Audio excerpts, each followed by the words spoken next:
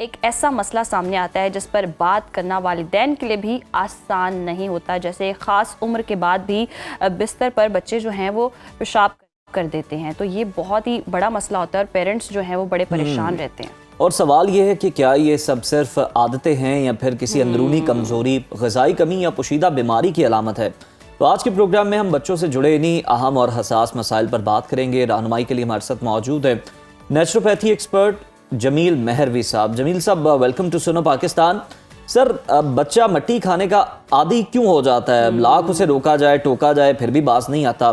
ये महज हम इसे बुरी आदत कह सकते हैं या फिर इसके पीछे कोई डेफिशिएंसी हो सकती है आयरन या कैल्शियम की?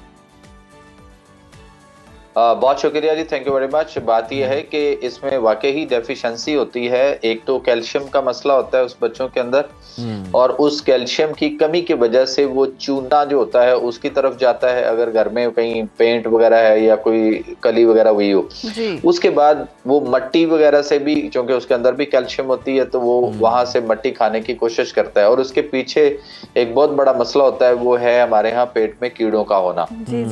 क्योंकि पेट में कीड़े होते हैं और वो डिमांड भी कर रहे होते हैं इस तरह की कि जाहिर है वो जो कीचुए हैं उन्हें उसी तरह की आदत, वो एक कैफियत बनती है बच्चे की, और वो फिर बिला झिझक, और सिर्फ ये बच्चों में नहीं है, बड़ों में भी मौजूद है। खवातीन के अंदर भी ये मसला है कि वो भी कहीं ना कहीं से कोई ना कोई मट्टी खाना, गाची खाना, गाची किसी दौर में हुआ करती थी, अभी भी वो गाची ढूंढते हैं। तो इस तरह के मसले जो है ना, ये हमारे यहाँ मौजूद है। सही।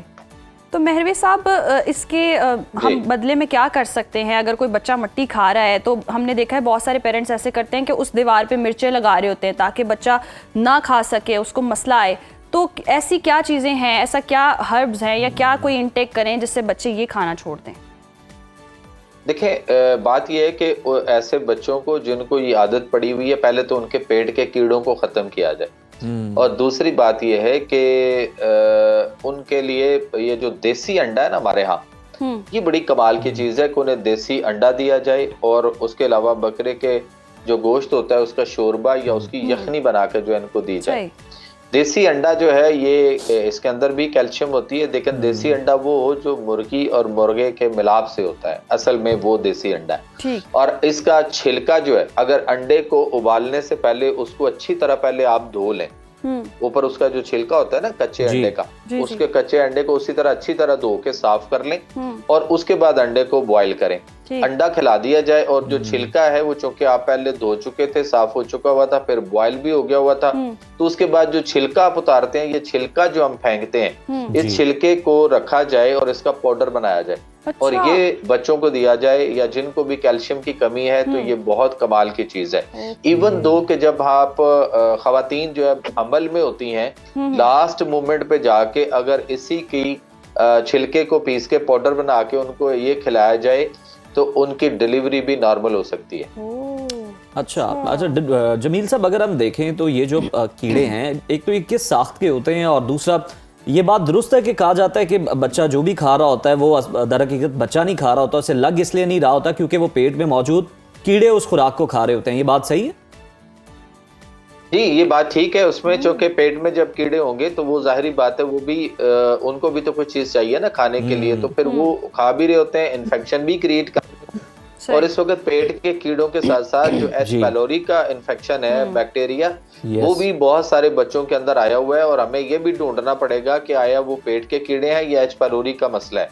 क्योंकि हमारे यहाँ इस वक्त बच्चे जो है ना, वो पिज्जा, बर्गर, शवारमा और ये जो आलू के चिप्स हैं, ये बहुत ज्यादा अंधाधुंध इस्तेमाल हो रहा है इनका। सही। अच्छा मेहरवी साहब, हम देखते हैं जिस तरह आप भी बता रहे हैं कि बच्चों इस तरह से चीज़ें खाते हैं और फिर पेट में कीड़े भी हो जाते हैं, तो अलामात क्या हैं, कैसे तशख़ीस की जा सकती है और कैसे पेरेंट्स को पता चलेगा कि इस बच्चे के पेट में कीड़े हैं?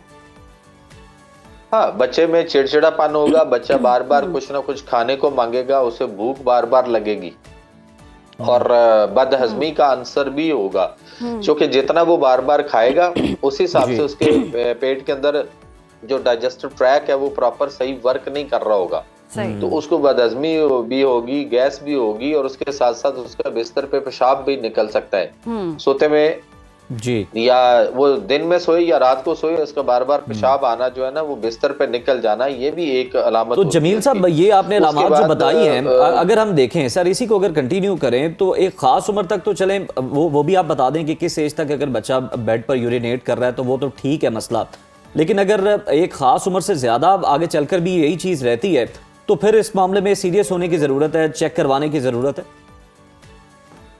सर ये तो शुरू में ही अगर 1-2-4 दफा ऐसा हो जाए, कोई भी जी। ऐसा मसला हो, तो फौरी तौर पर जो है ना वो किसी भी नेचुरोपैथिक जो एक्सपर्ट्स हैं उनके साथ रब्ता करना पड़ेगा।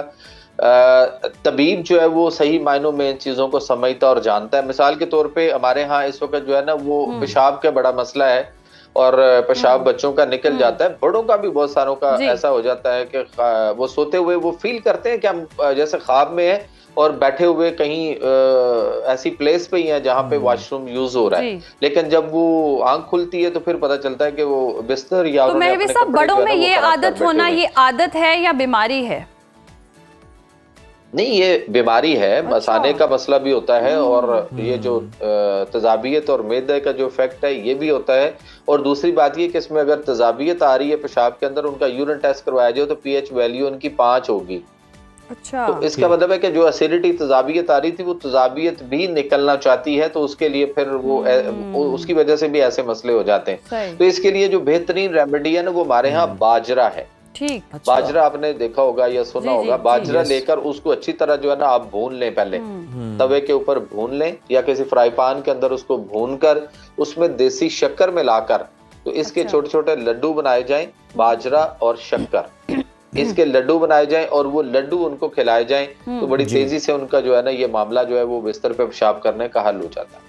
सही, बिल्कुल सही कहा। हम ये भी देखते हैं मेहरवी साहब, जिस तरह आप बड़ों की बात करें, बच्चों में हम देखते हैं कि हम उन्हें डायपर लगाते हैं ताकि वो बिस्तर पर ही यूरिन करें, लेकिन फिर ये आदत भी बन जाती है, तो बच्चे की आदत की वजह से भी ये मसला आ सकता है। आदत हो सकती है, लेकिन वो होता है जब आप बहुत छोटा बच्चा है उस वक्त, लेकिन आहिस्ता आहिस्ता जैसे वो थोड़ा सा समझने, बात को समझने के काबिल होता है, तो माओ को चाहिए उस वक्त वो उनको पैम्पर लगा होने के बावजूद भी उनको जो है ना वो बिठाएं वॉशरूम में, या पॉट वगैरह, जो भी छोटे बेबी पॉट्स भी होते हैं बेड के पास रखे जाते हैं या बेड के ऊपर वो रख लेते हैं। तो बच्चों को जो है ना वो पिशी करने की आदत, जो हमारा पुराना माओ का स्टाइल था, उस तरह से उनको आदत भी डालें, और उनके टाइमिंग्स को ख्याल रखें कि उनके पेशाब करने के टाइमिंग कौन कौन से हैं। तो उस पॉइंट ऑफ व्यू से उनको उस टाइम से थोड़ा सा पहले वो पेशाब करने की आदत उस तरह से डलवाएं, तो पैम्पर से भी आदत छूटेगी और बिल्कुल इस तरह से आदत छूट जाएगी, और ये चीजें जो हैं वो करनी चाहिए। बहुत शुक्रिया, मेहरवी साहब हमारे साथ मौजूद थे।